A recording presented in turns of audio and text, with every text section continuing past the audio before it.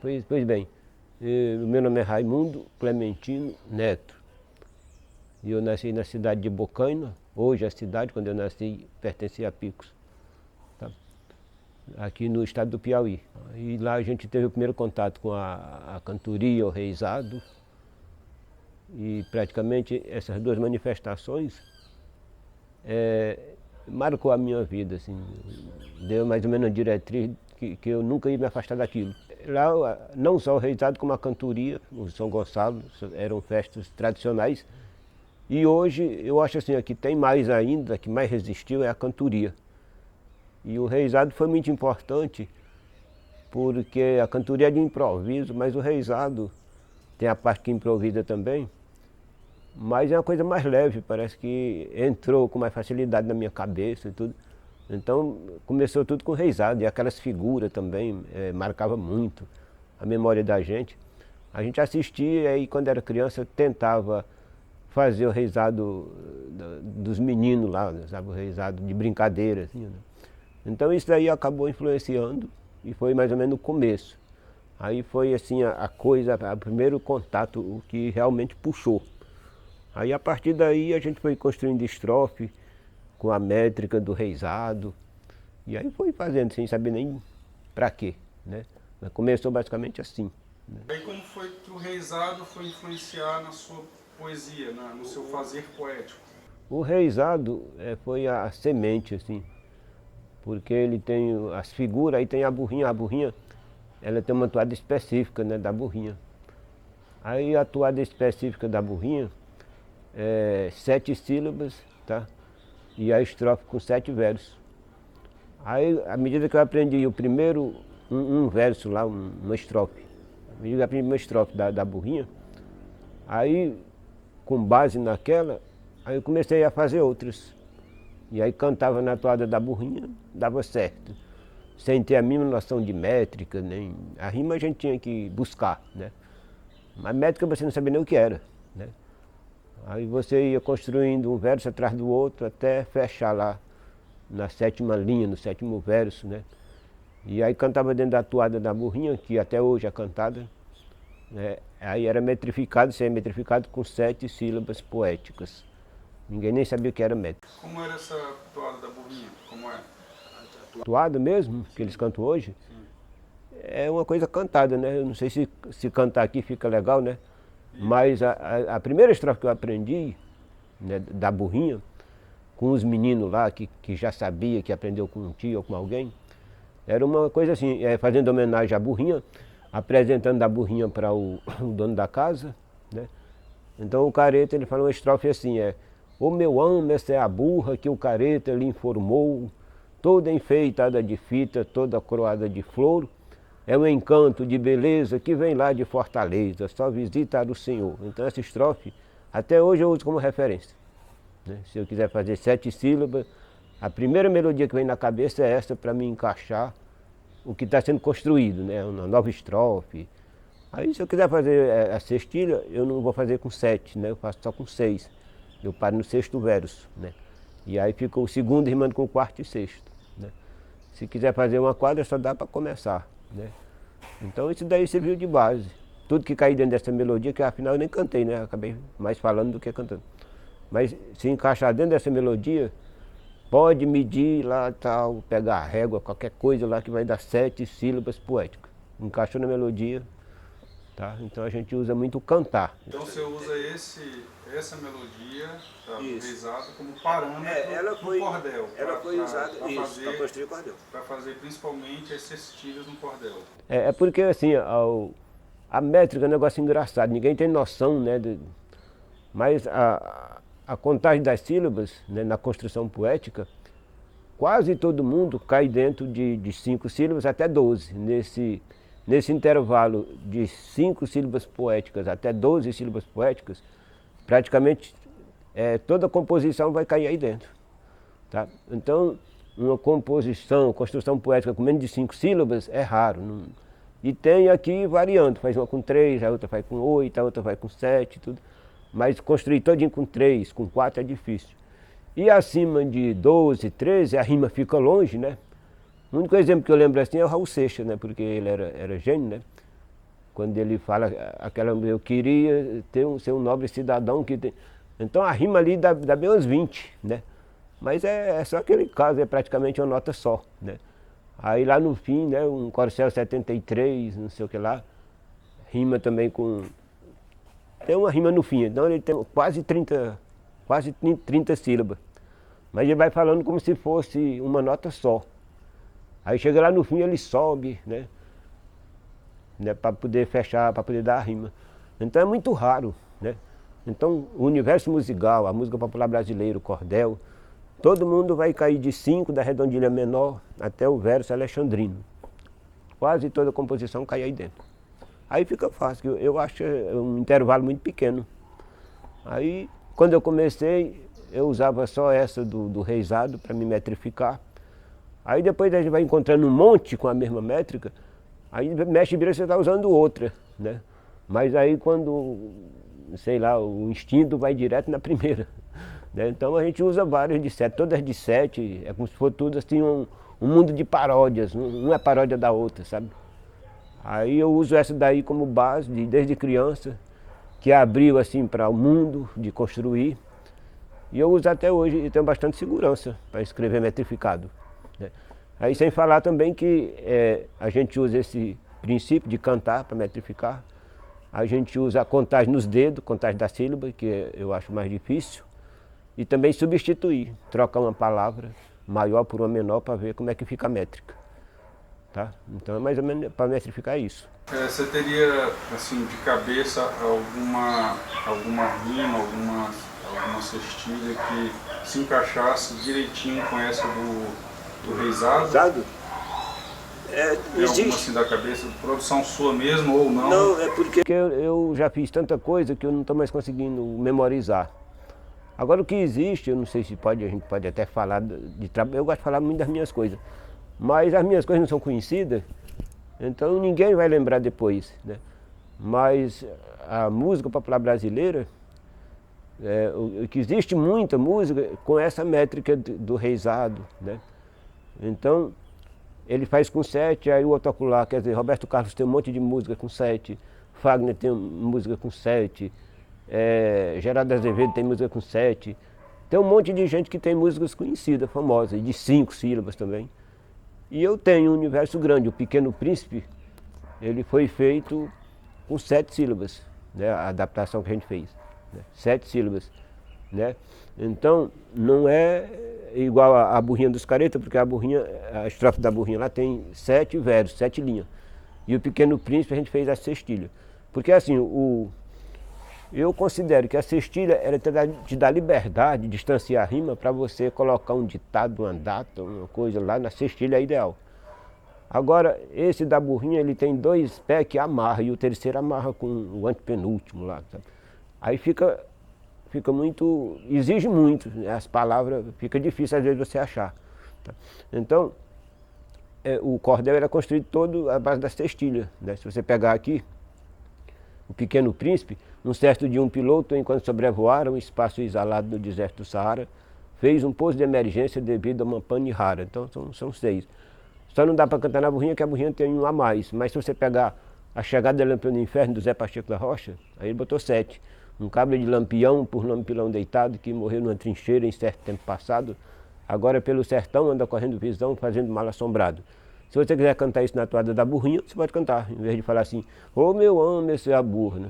Um cabra de Lampião, por nome Pilão Deitado, que morreu numa trincheira em certo tempo passado, agora pelo sertão anda correndo visão, fazendo mal assombrado.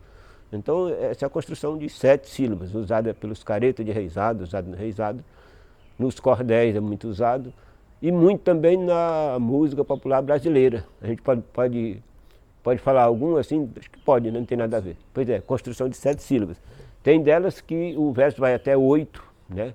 Até 8 linhas, né? Mas aqui a construçãozinha é de 7. Então, existe um monte. Aquela música que eu uso às vezes na oficina, né? Não se admire se um dia, ela tem 7. Um beija-flor invadir a porta da sua casa, te deram um beijo e partir.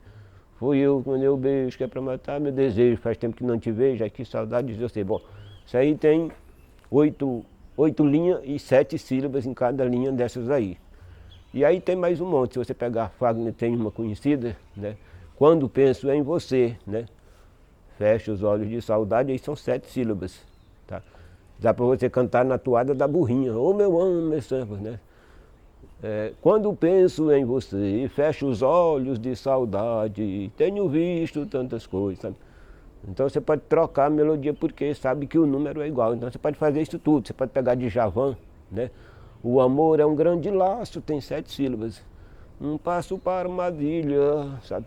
Aí 7 sílabas, você pode cantar isso no reizado que vai enquadrar todo mundo ali com 7. Então a construção que a gente faz é toda com base na música, tá? Isso é de 7, mas de 5 também tem muito, né? Se você pegar Triste Partida, tem 5 sílabas poéticas. Setembro passou, outubro e novembro, já estamos em dezembro, meu Deus, que é de nós. Assim fala o pobre, pois é, são 5. Se você pegar Roberto Carlos, já estamos pegando mesmo, falando de todo mundo aí ele fala assim, os botões da blusa, né? Os botões da blusa que você usava, que meio confusa desabotoava, aí tem 5 sílabas poéticas. 5 sílabas poéticas. E aqui do Piauí, que fez sucesso na voz de Fagner, tem a música Revelação, que é de 5 também, né? Um dia vestido, 5 sílabas. De saudade viva, 5 sílabas. Sabe? Então, tem uma grande quantidade de música que tem a mesma quantidade de sílabas. Se tiver a mesma quantidade de sílaba poética, não gramatical é diferente, se tiver a mesma, você pode cantar com qualquer melodia que dá certo. Toda melodia de 5 dá certo com todo mundo. Toda melodia de 7 dá certo com todo mundo. Aí vem os martelos, aí vem os galope, sabe? Tudo também é relacionado à contagem de sílaba e a MPB, né? Deixa eu ver se eu lembro de 10 aqui, né? Já que existe no Sul esse conceito que o Nordeste é ruim, seco e ingrato, já que existe a separação de fato, é preciso torná-la de direito. Quando um dia qualquer isso for feito, todos dois vão lucrar imensamente, começando uma vida diferente da que a gente até hoje tem vivido. Imagine o Brasil ser dividido, o Nordeste ficar independente. Isso aí é de 10 sílabas. Se você pegar aquela outra, Virgulino Ferreira Lampião, bandoleiro da selva nordestina, sem temer ao perigo nem ruína, foi o rei do cangaço no sertão. Tá? Então era cantoria, depois virou música e vai embora, né? Mais um dia sentiu no coração o feitiço atrativo do amor. A mulata da terra do Condor dominava uma fera perigosa. Mulher nova, bonita e carinhosa, faz o homem gemer sem sentir dor. Então isso aí tem 10. Aí nós temos Galope Beira-Mar que tem 11, aumenta uma, né? Mas a construção é igual, é parecida. Canta dentro, deu certo. Aí tem uma coisa lá da tonicidade, né? Onde é que eu devo colocar uma tônica, né? Uma vogal acentuada, uma sílaba acentuada forte, né? Aí tem as variações, né? de melódica, né? Na terceira, na sexta, na décima, aí tem vários. Isso aí eu já acho uma coisa assim mais complicada, que a princípio a gente tem que tentar montar a estrofe, né? O verso de qualquer jeito. Aí depois você vai dar o acabamento, né? Fazer a contagem lá da tonicidade de acordo com a melodia, com o ritmo, né? Aí você escolhe, né? Não é coisa complicada não, parece que é, mas não é. Agora vamos falar da sua obra. Como foi que você entrou nesse mundo do cordel? Qual foi o primeiro folheto, o primeiro livro? Como foi que você foi se interessando e como isso foi crescendo até você se tornar um autor? Certo. Bom, eu escrevia paródia assim, de brincadeira, às vezes para político também, ainda muito criança, né? Perguntava se eu fazia, eu faço aí, sei lá, de qualquer jeito. Aí ficou aí aquele negócio, sabe? O que eu vou fazer na vida, né? Adolescente, sabe? Aí esse negócio de cordel aqui no Piauí, eu ficava muito isolado, sabe? Não tinha cordelista, não tinha ninguém para a gente, para encorajar, para vamos fazer junto. Aí você ficava assim, receoso, com medo. Mas aí, quando eu tinha 13 anos mais ou menos, que podia ter escolhido isso, eu fui obrigado a ir para São Paulo, para arrumar trabalho e tentar continuar a estudar para lá. Aí fui embora, cordel, essas coisas.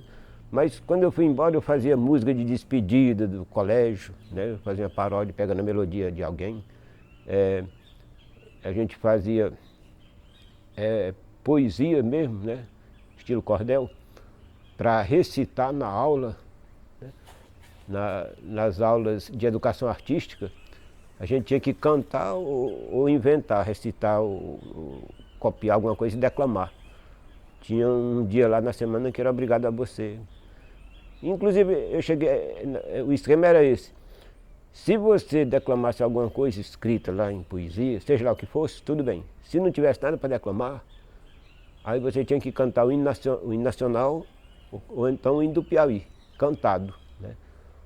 Aí, para mim, isso daí era uma machadada, cantar e tal. Aí, quando eu não tinha nem poesia para declamar, eu inventava também. Caçava um jeito lá e inventava.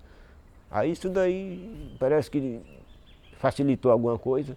O certo é que eu fui para São Paulo, esqueci tudo e tal, chegou lá o recomeço. Aí, no meio de muita gente conhecida nossa que não dava muito valor a isso também, não era novidade nenhuma.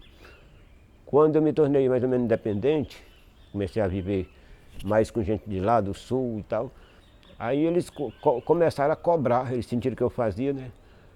Ah, tu escreve, então faz uma pra mim, faz não sei o quê. Aí eu ia fazendo, né? Tudo que aparecia de encomenda eu fazia, poema curto. Até que eu, uma vez mostrando os cordel lá, perguntaram se era meu e por que eu não fazia. Aí aquilo ali obrigou praticamente eu a fazer um mesmo, sabe?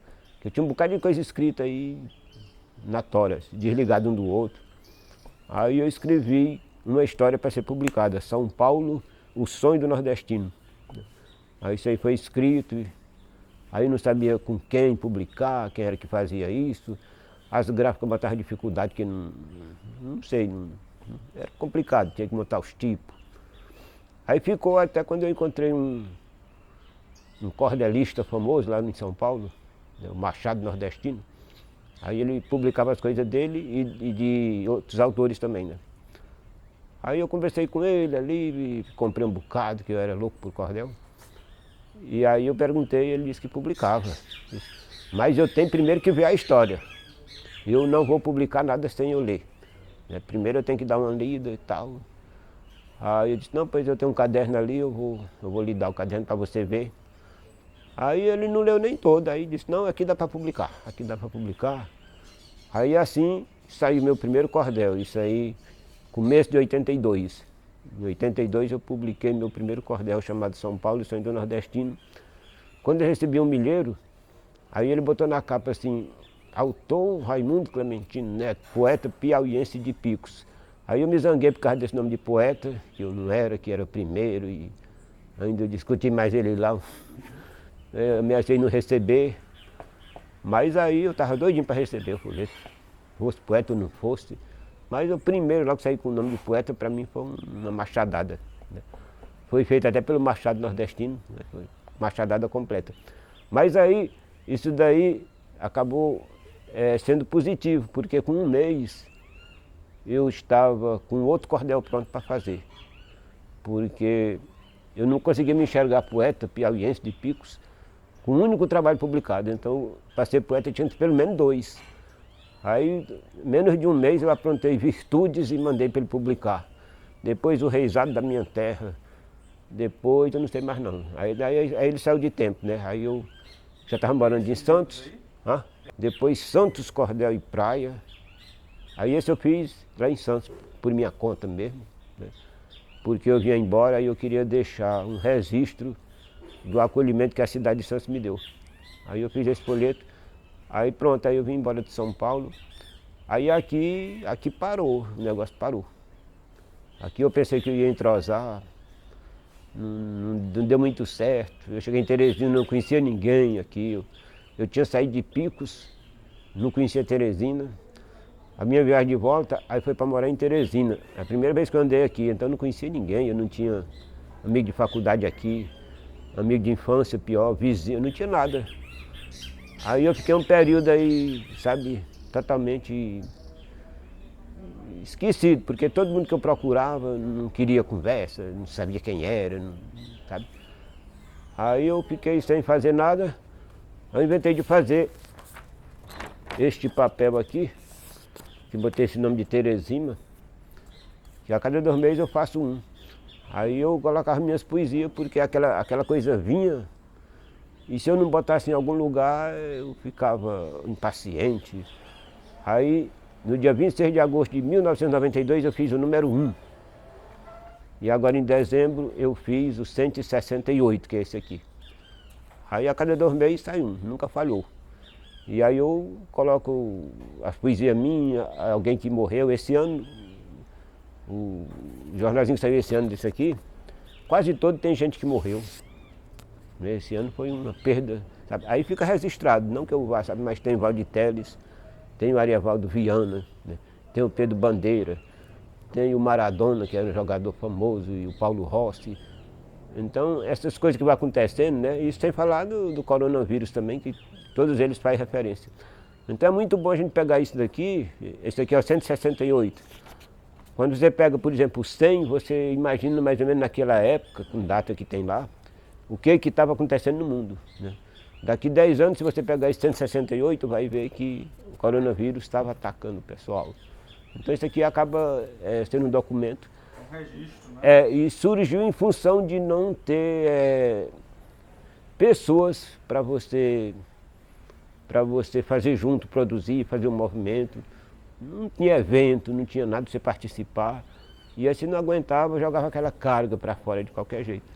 Aí eu comecei a frequentar a Bienais de Livros do Ceará, tem muito forte em Cordel, em São Paulo, né?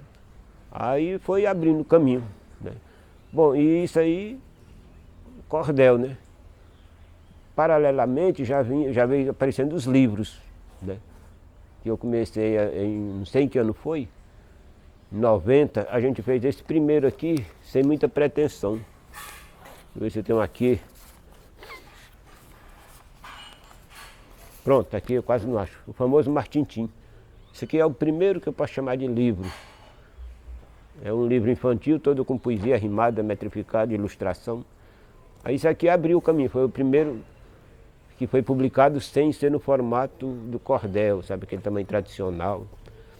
Aí depois desse daqui, a gente fez em formato de livro, um de bolso chamado Ditames Divinais, que é um livro que eu digo que é narrado por Deus, que eu botei Deus para ser o narrador, né? Aí depois fiz um para as mães, Mãe Eternamente Mãe. Aí depois eu fiz uma síntese de tudo que eu tinha e publiquei no livro chamado Doce de Palavras, né? Aí depois eu estava assim chateado que se a gente botasse uma rima na redação, era eliminado, zerava. Aí eu escrevi protótipos de redação com rima, métrica e inspiração. Aí depois eu escrevi um para o trânsito de encomenda, fração de segundo. Depois eu escrevi outro para o trânsito, esse aqui, Vida em Equilíbrio. Também foi de encomenda aqui do S-Trans. Depois eu não sei mais a sequência não. Depois eu fiz, lá que apareceu o celular. Ser ou não celular, eis a questão. Esse aqui que eu fiz dentro de um carro. Deixar a ideia rodar. Ah, eu fiz esse aqui também. Controvérsias do Mundo de Durundim. Que é um livro interessante, eu acho que ele é até parente do Pequeno Príncipe, que ele é um adulto com a criança imperando, agindo dentro do adulto, tá? Nós fizemos esse aqui em 2015, né? E no ano seguinte, 2016, 16, a gente fez a adaptação do Pequeno Príncipe. E antes eu tinha feito do futebol, que eu acho mais importante. Futebol e vida, qualquer semelhança é mera coincidência. Bom, esse é o mais importante porque o futebol e vida. É porque ele não tem aquela coisa da poesia, né? Porque às vezes você escreve um livro e a pessoa diz, é de poesia, eu vou comprar.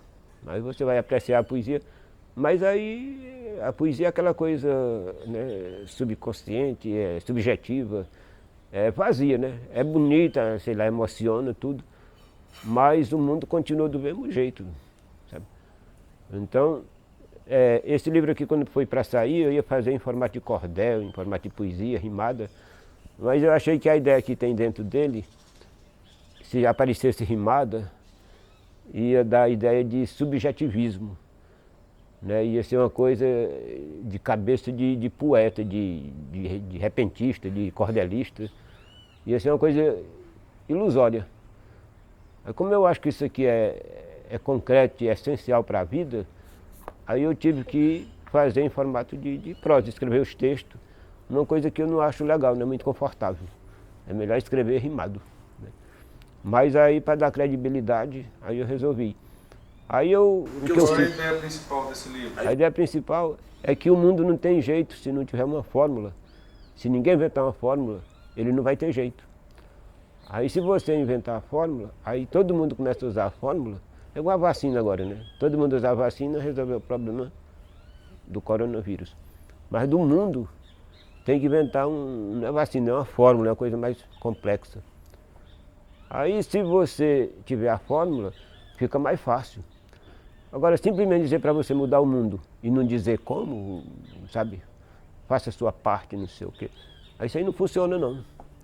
O ideal é que tivesse uma fórmula para você usar a fórmula, todo mundo usar a fórmula, e aí a partir daí o mundo melhorava. Aí eu tentei descobrir a fórmula, né? Aí estudei muito matemática e não consegui. Não andava nem perto. Quando ia no rumo, aí... Esse livro tem uma relação também entre o mundo e o futebol, né? Os problemas do mundo e problemas do futebol, as soluções de problemas do mundo. Não é problema, eu leio o futebol como solução. Explica um pouquinho essa parte aí. Então, é porque eu volto àquela tese de que precisa de uma fórmula para você poder aplicar, igual você usa em matemática, né? Para resolver a equação de segundo grau, você precisa da fórmula de Bhaskara, não é isso? Então a matemática toda, ela te dá os problemas, mas ela te dá as fórmulas, como resolver. E a vida é mais complexa, e ela te dá os problemas, e você que se vire, né? A gente nasce sequer sem manual de instrução. E os problemas da vida é muito mais complexo que o problema da matemática. Aí eu achei que o ideal, ainda acho que o ideal é encontrar uma fórmula. Mas aí a fórmula, eu percebi que não vou encontrar tão cedo, é muito complicado. Mas eu encontrei uma coisa que eu acho muito parecida com a fórmula, é a mais parecida, que é o futebol. O futebol, para mim, é um laboratório de experimentos da vida, tá? Então, o que a gente cobra, sei lá, quer que as pessoas façam, a ideia desse livro, é que a gente copie as ações do futebol e empregue na vida. É o Pequeno Príncipe. Pequeno Príncipe? Que veio essa ideia Pequeno Príncipe, a relação que eu tenho com o Pequeno Príncipe foi assim mesmo, sem querer, e acabou o livro entrando dentro da gente de uma certa maneira que não desgruda mais. Quando eu tinha 18 anos, que comecei a trabalhar independente, com gente estranha em São Paulo, gente que eu não conhecia, que não era daqui, aí eu trabalhei com uma moça que me deu um livro, Pequeno Príncipe, de presente, dizendo que o livro ela tinha lido e tinha muito a ver comigo. E aí eu li aquele livro, não entendi muito bem, mas o que eu entendi, achei muito legal, me emocionou muito. Eu me sentia como o Pequeno Príncipe. Quando eu li aquela história do Pequeno Príncipe, eu me sentia ele, né, deslocado do Piauí para São Paulo, aquilo era outro planeta, né? Eu li o livro, pronto, ficou por isso mesmo. Aí depois, uns 15 anos, não sei quantos anos, lá na frente, aí eu resolvi dar outra lida. Aí eu fui procurar o Pequeno Príncipe, que eu tinha me encontrado lá dentro, não encontrei mais, né? Não me vi mais como Pequeno Príncipe. Ali parece que eu já era o piloto, né? Aí eu já peguei assim duas versões, né, do livro, né, do mesmo livro, duas versões diferentes, né? Você vivendo dois personagens do livro. Bom, aí o livro caiu em domínio público, né? Quem quisesse publicar, podia publicar o livro e tal, 70 anos da morte do autor. Aí eu fui convidado pela editora daqui, de Teresina, para fazer uma adaptação em cordel, né? Pegar o texto, ler e fazer uma adaptação, né? Aí assim a gente fez, né? Peguei o texto, inclusive foi uma coisa assim meio corrida. O editor falou assim, é para lançar no Salão do Livro, e você tem que fazer, adaptar, botar em cordel e tudo, e vamos lançar no Salão do Livro. Aí eu disse, pois é, mas só tem 5 dias para o salão começar. Disse, não, mas você conhece o livro, não conhece? Eu disse, conheço. Pois é, eu também lhe conheço, e aí você faz. E aí foi assim, aí eu li mastigado, lia e relia, e tentava fazer resumo e começar a escrever. Eu sei que eu fiquei muito ligado, muito intensamente, né, em produzir esse livro em uma semana, né. Aí eu li, fui fazendo as estrofes, graças a Deus deu uma sequência boa. Aí com 5, 6 dias, a gente estava com 1 milheiro do livro feito, né? A editora pagou tudo, levou para o Salão do Livro, aí teve uma saída boa. Isso aí era no meio do ano de 2016. Aí em 2016, aí eu fui para São Paulo, para a Bienal em agosto. Aí lá, o que tinha sobrado aí que eu levei, eu não levei o que tinha sobrado, eu levei uns 300 livros. Aí foi vendido assim no dia que chegou logo. Aí eu ainda pedi para ver se mandava mais algum para lá, mas aí não compensava o tempo, né, para chegar lá e tal. Aí essa editora de Teresina, Nova Aliança. Aí lá na Bienal eu encontrei o pessoal do Ceará e a editora Tupiniquim resolveu fazer também, né, se a gente aceitasse fazer uma segunda edição. Aí ela fez, né, a gente fica falando. Essa daqui é a edição da Nova Aliança e essa daqui o mesmo texto, tudo, só mudou a capa, da Tupiniquim, lá de Fortaleza, né? Aí é um livro muito procurado, tá? Eu já vendi muito desse livro para a escola e ele tem uma versãozinha dele menor, que eu fiz no tamanho do cordel tradicional, né? E nunca acaba, sempre, e não precisa você explicar nada. Só fala assim, é o Pequeno Príncipe, pois pronto. Os outros livros tem que explicar e tal, Pequeno Príncipe, e quando a gente faz, vende, é um negócio assim, sabe? É uma facilidade enorme. Então, foi lançado em Fortaleza, lá também na Bienal. Então, a editora lá tem muito, aqui também tem, tá? E esse ano parou tudo. Aí, esse ano de 2020 ficou meio esquecido, né? Mas na internet está sempre o pessoal procurando. A gente faz uns calendáriozinhos, bota ele, aí muita de gente quer também, tudo. Então, tudo do Pequeno Príncipe parece que é adorado por o povo. Então eu me sinto assim muito realizado, né, em ter feito isso. E não era ideia minha não, foi encomenda. E a gente fez. Aí eu tenho algumas estrofes decoradas, que a gente faz tanta coisa, aí pensa que sabe, aí depois não lembra mais. Mas ele tem 41 estrofes, e eu decorei a metade, né? Você pode para declamar alguma? Eu estou falando que decorei. Eu estou falando que decorei, mas aí se esquecer por um bem não tem nada não, né? Pois é, ele começa mais ou menos assim, né? Um certo dia um piloto, enquanto sobrevoara um espaço isolado no deserto do Saara, fez um pouso de emergência devido a uma pane rara. Aflito o grande piloto, depois do susto passado e após dormir uma noite, surpreso foi acordado com uma voz esquisita de um menino a seu lado. Era um menino simples, sua voz dizia assim: moço, por favor, desenha uma ovelha para mim. O piloto ouvia aquilo, nada entendia, enfim. Como é que uma criança de rosto fragilizado, com ares de inocência, havia ali chegado, naquele lugar distante, além do mais isolado. Por isso, então, dedicava compreensão e carinho àquela criança pura que tinha meigo rostinho e parecia ser um pequeno príncipezinho. Aí depois a gente publicou o livro das mães também, né? Mãe Eterna, Mãe Querida, a gente fez em seguida. Esse também é em verso, em cordel? É em cordel. Esse verso é o seguinte, porque aquele jornalzinho, que a gente pode chamar de jornalzinho, que eu gosto de chamar mais, é um painel poético, devido ao falecimento da minha mãe em 94, aí eu estava aqui no jornalzinho número 9, quando ela morreu, né, em 94. Aí a partir do 9, né, todo jornalzinho saiu com um soneto direcionado à figura da mãe. Aí eu peguei do 9 até os 150, sei lá. Aí tirei uns 100 mais ou menos, aí montei esse livro aqui, fizemos esse livro, Mãe Eterna, Mãe Querida.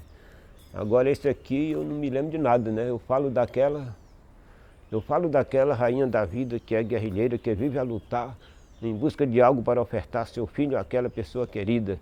E às vezes não é nem reconhecida, mas nunca desiste, segue a procurar de forma tranquila o melhor para dar para a sua cria que chama de filho, que herdou da mãe tudo até o brilho que se verifica no simples olhar.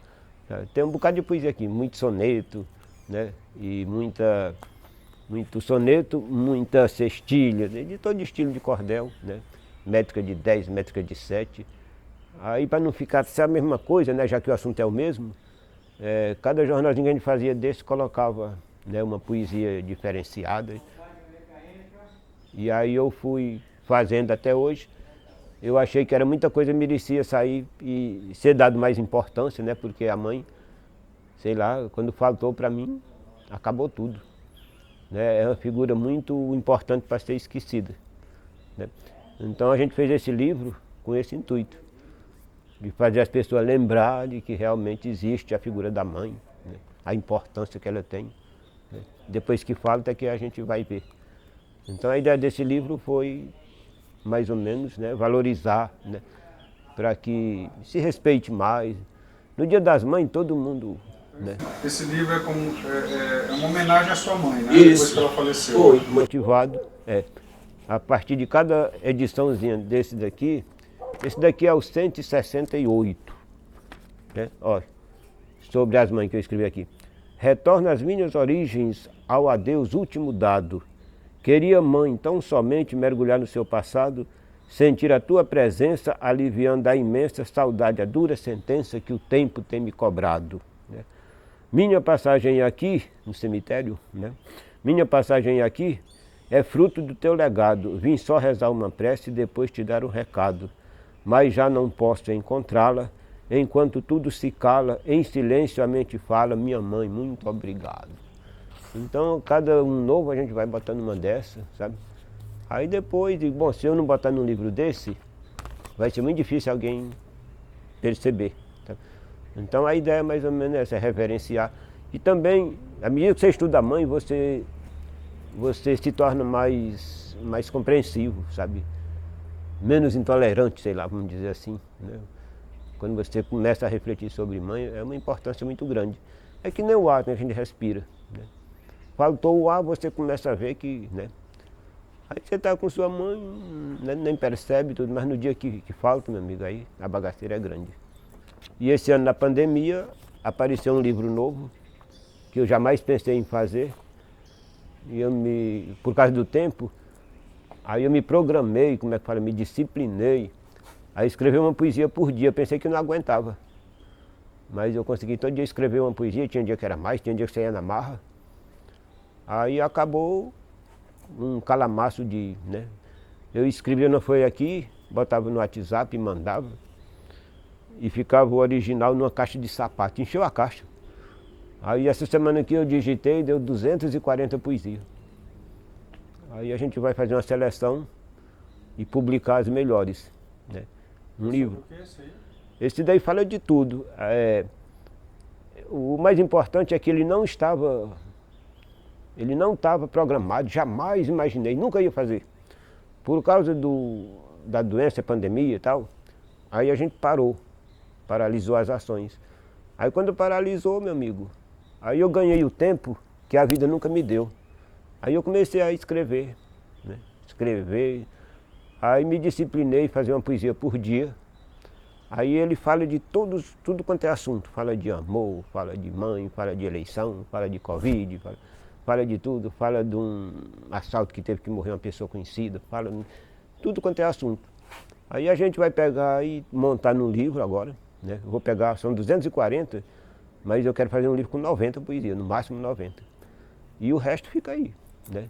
Amanhã, depois, quem sabe, embarca no outro. Ou se eu embarcar primeiro, alguém vai dizer, o escritor deixou isso aqui que é inédito, não deu tempo para publicar e tal. Então, é um livro feito para pessoas normal. Só que ele tem muita loucura, já começa do nome. O nome é um anagrama da palavra, né, de uma pessoa que recebia as poesias que eu mandava todo dia, uma espécie de homenageá-la ou então crucificá-la. Né.